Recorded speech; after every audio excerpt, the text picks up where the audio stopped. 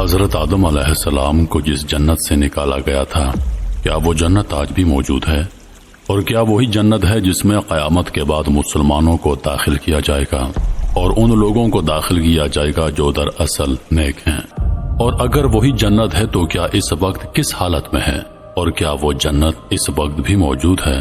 اور اگر موجود ہے تو کہاں ہے؟ محترم عزیز دوستو، آغاز کرتے ہیں حضرت آدم علیہ السلام کی تخلیق سے۔ اس حوالے سے بہت سی اسرائیلی روایات موجود ہیں اور بہت سی ایسی روایات بھی موجود ہیں جو بہت زیادہ مضبوط اور قوی نہیں ہیں۔ ہم سب کو معلوم ہے کہ آدم علیہ السلام سے پہلے بھی اس دنیا میں بہت سی مخلوقات آباد تھیں۔ سب سے پہلے ہن اور بن یہاں پر موجود تھے جو آپس میں ایک دوسرے کو قتل کیا کرتے تھے اور انہوں نے زمین پر فساد برپا کر رکھا تھا۔ اللہ تعالیٰ نے جنات کو یہاں پر بھیجا اور جنات نے ہن اور بن یعنی ہنون اور بنون کو یہاں سے نکال دیا، یعنی ہماری زمین سے باہر نکال دیا، اور پھر جنات یہاں پر رہنے لگے۔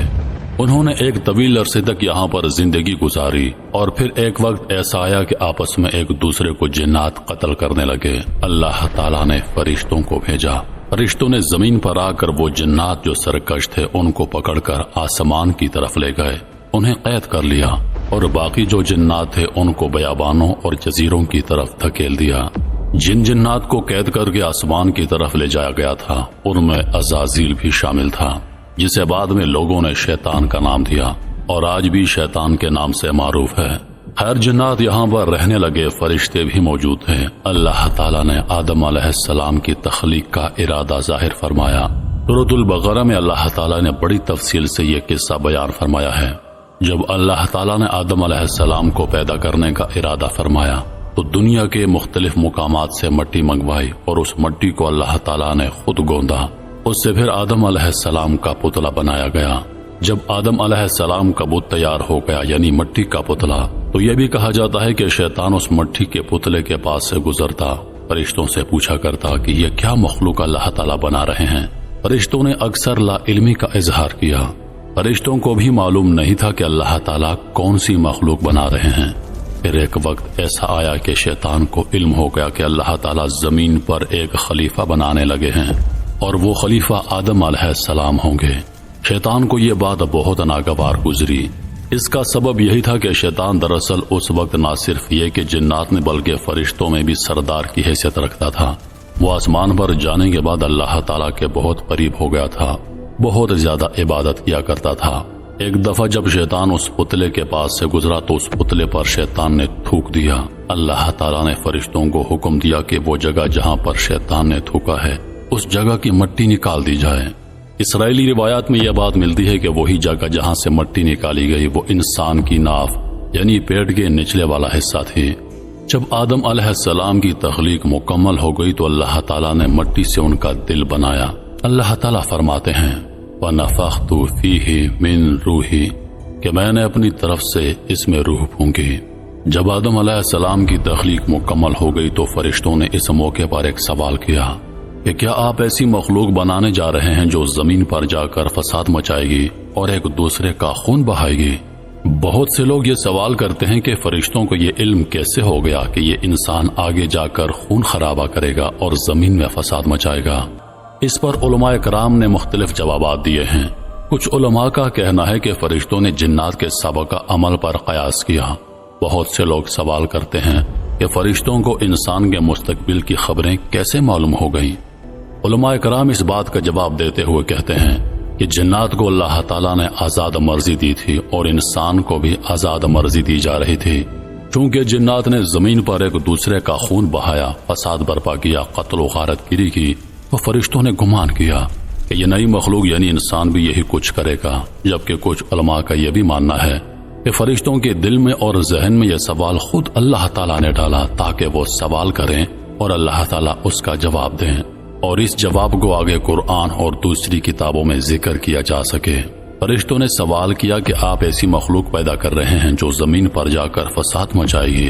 اللہ تعالیٰ نے اس کا طویل جواب دینے کے بجائے محض ایک جملہ فرمایا، انی اعلم ما لا تعلمون، یعنی میں وہ جانتا ہوں جو تم نہیں جانتے، یعنی جس مقصد کے لیے میں انسان کو تخلیق کر رہا ہوں وہ تمہاری سوچ اور علم سے بالا تر ہے۔ یہاں علماء کرام فرماتے ہیں کہ دراصل انسان کی تخلیق کی اصل وجہ ہدایت کا سرچشمہ بننے والی ذات نبی کریم صلی اللہ علیہ وآلہ وسلم کی تخلیق تھی۔ اللہ تعالی حضرت آدم علیہ السلام کی نسل سے نبی کریم صلی اللہ علیہ وآلہ وسلم کو پیدا فرمانا چاہتے تھے اور اسی لیے انسان کی نسل کو جاری فرمایا۔ قرآن مجید میں اللہ تعالی نے فرمایا انی جاعل فی الارض خلیفہ، یعنی میں زمین میں اپنا خلیفہ بنانے والا ہوں۔ تو دراصل خلافت کا مطلب کیا ہے؟ اللہ تعالیٰ کس طرح کا خلیفہ بنا رہے تھے؟ تو علماء نے اس بات پر یہی لکھا ہے کہ زمین پر ہدایت پھیلانے کے لیے اللہ تعالیٰ نے آدم علیہ السلام کو اپنا خلیفہ بنا کر بھیجا کہ جاؤ اور جتنے لوگ پیدا ہوں گے انہیں میری طرف سے رہنمائی دو، انہیں ہدایت کا راستہ دکھاؤ۔ جب اللہ تعالیٰ نے آدم علیہ السلام کو تخلیق کر لیا اور ان میں روح پھونک دی تو اس کے بعد اللہ تعالیٰ نے آدم علیہ السلام کو سامنے بیٹھایا اور تمام فرشتوں کو بلایا اور ان سے پوچھا ٹھہرو اور اپنے سوال کا جواب سن لو۔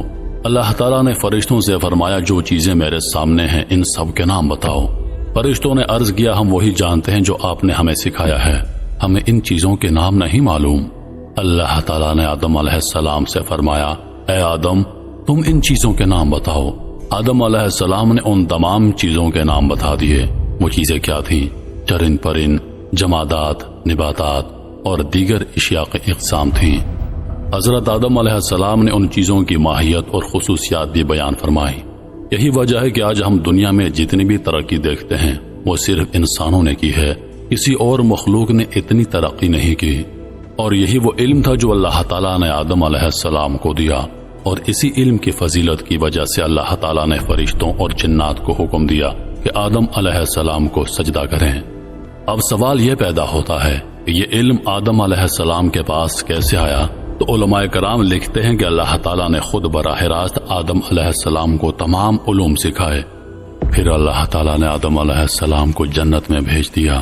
حضرت آدم علیہ السلام شروع میں بالکل تنہا تھے، انہیں جنت میں رکھا گیا اور کہا جاتا ہے کہ آدم علیہ السلام جنت میں مختلف جگہوں میں گھوما کرتے اور تنہائی کی وجہ سے بہت زیادہ اداس ہو گئے۔ ایک دن وہ سو گئے اور سونے کے بعد جب بیدار ہوئے تو دیکھا کہ ان کے برابر میں ایک اور مخلوق سو رہی تھی اور وہ کوئی عورت تھی۔ آدم علیہ السلام نے ان سے سوال کیا کہ آپ کون ہیں؟ انہوں نے بتایا کہ میں اللہ تعالیٰ کی مخلوق ہوں۔ اسی وقت فرشتوں نے سوال کیا تاکہ آدم علیہ السلام کی علمی حیثیت اور ان کے وہ مقام جو تخلیق کے وقت زیر سوال آیا تھا اسے جانچا جائے۔ فرشتوں نے پوچھا کہ اس مخلوق کا نام کیا ہے تو آدم علیہ السلام نے فرمایا کہ اس مخلوق کا نام ہوا ہونا چاہیے۔ فرشتوں نے پوچھا آپ نے اس کا نام ہوا کیوں رکھا؟ آدم علیہ السلام نے فرمایا کہ ہوا نکلا ہے سے، اور ہی کا مطلب ہوتا ہے زندہ، تو اسی وجہ سے میں نے اس کا نام ہوا رکھا۔ اور یہی وجہ ہے کہ تمام کتب میں آدم علیہ السلام کی زوجہ یعنی حضرت بی بی حوا علیہ السلام کا نام ہوا ہی لکھا گیا ہے۔ اب ہم آتے ہیں اصل سوال کی طرف کہ وہ جنت جس میں حضرت آدم علیہ السلام رہ رہے تھے کیا وہی جنت تھی جس میں قیامت کے بعد تمام مسلمانوں کو داخل کیا جائے گا اور جو لوگ نیک ہوں گے وہ جائیں گے؟ اور کیا وہ جنت دائمی تھی یعنی ہمیشہ رہنے والی تھی، یا وہ جنت عارضی طور پر تھی؟ اور کیا وہ جنت آسمان پر تھی یا زمین پر تھی؟ بہت سے علماء کرام لکھتے ہیں کہ بالکل وہی جنت تھی جس میں بعد میں مسلمان داخل ہوں گے، لیکن بہت سے دوسرے علماء کا کہنا یہ ہے کہ وہ جنت وہ نہیں تھی بلکہ وہ جنت زمین پر موجود تھی، اور زمین پر کوئی خاص خطہ ارض، کوئی خاص علاقہ تھا جسے اللہ تعالیٰ نے جنت کا نام دیا۔ محترم ناظرین، آپ نے اکثر سنا ہوگا کہ لوگ کہتے ہیں کہ کشمیر ایک جنت ہے، کہتے ہیں کہ جنت زمین پر کہیں ہو سکتی ہے تو وہ وادی کشمیر ہے، ایک ایسی جگہ جو حسن فطرت، سکون اور دلکشی کا شاہکار ہے۔ بہت سے مفکرین اور علماء کا ماننا ہے کہ حضرت آدم علیہ السلام کی جنت کوئی آسمانی یا آخرت کی دائمی جنت نہ تھی، بلکہ اللہ تعالیٰ نے اسے اپنی مثالی قدرت سے زمین پر تخلیق کیا تھا، اور یہی جنت وادی کشمیر میں واقع تھی۔ اس مقام پر فطرت اپنے جلال و جمال کے ساتھ ایسے جلوہ گر ہوتی ہے کہ انسان بے اختیار کہہ اٹھتا ہے کہ اگر زمین پر کہیں جنت ہے تو یہی ہے۔ کشمیر کا ہر درخت، ہر ندی، ہر پہاڑ گواہی دیتا ہے کہ یہاں کسی عظیم ابتدا کی یادیں محفوظ ہیں۔ اور ان کے دلائل کیا ہیں؟ کیونکہ وہ کہتے ہیں کہ وہ جنت زمین پر ہی تھی تو انہوں نے اس کے لیے متعدد وجوہات پیش کی ہیں۔ پہلی وجہ یہ دی کہ اس جنت میں حضرت آدم علیہ السلام کو اللہ تعالیٰ نے ایک مخصوص پھل کھانے سے منع فرمایا اگر وہ جنت وہ دائمی جنت ہوتی جس میں قیامت کے بعد مومنین داخل ہوں گے تو وہاں کسی چیز سے روکنے کا تصور ہی نہیں۔ دوسری وجہ یہ کہ اس جنت میں آدم علیہ السلام سوئے تھے، جبکہ اصل جنت میں نیند نہیں ہوگی۔ تیسری وجہ یہ دی کہ آدم علیہ السلام کو اس جنت سے نکال دیا گیا، جبکہ اصل جنت میں جو ایک بار چلا جائے اسے نکالا نہیں جا سکتا۔ چوتھی وجہ یہ کہ اس جنت میں شیطان نے داخل ہو کر حضرت آدم علیہ السلام اور حضرت بی بی حوا علیہ السلام کو بہکا دیا، جبکہ دائمی جنت میں شیطان نہ تو کسی کو بہکا سکتا ہے اور نہ اس میں داخل ہونے کی طاقت رکھتا ہے۔ تو اگر شیطان اس جنت میں داخل ہو گیا تھا تو اس کا مطلب یہ ہے کہ وہ جنت دراصل وہ دائمی جنت نہیں تھی، بلکہ وہ زمین پر ہی موجود تھی۔ دلچسپ بات یہ ہے کہ جب شیطان نے آدم علیہ السلام کو بہکا دیا تو اس نے اس درخت کے پھل کو بہت زبردست قسم کا بنا کر پیش کیا اور کہا کہ یہ پھل کھا لو، تمہاری بادشاہی اور سرداری ہمیشہ کے لیے قائم ہو جائے گی، اور یہ جنت ہمیشہ کے لیے تمہارا مسکن بن جائے گی، کوئی تمہاری حکومت کو نقصان نہیں پہنچا سکے گا۔ حضرت بی بی حوا علیہ السلام نے وہ پھل کھا لیا اور پھر حضرت آدم علیہ السلام کو بھی تلقین کی کہ وہ بھی پھل کھا لیں۔ جیسے ہی وہ پھل کھایا تو حدیث میں آتا ہے کہ ان دونوں کے جسم سے لباس اتر گیا اور وہ دونوں شرمندہ ہو کر چھپنے لگے۔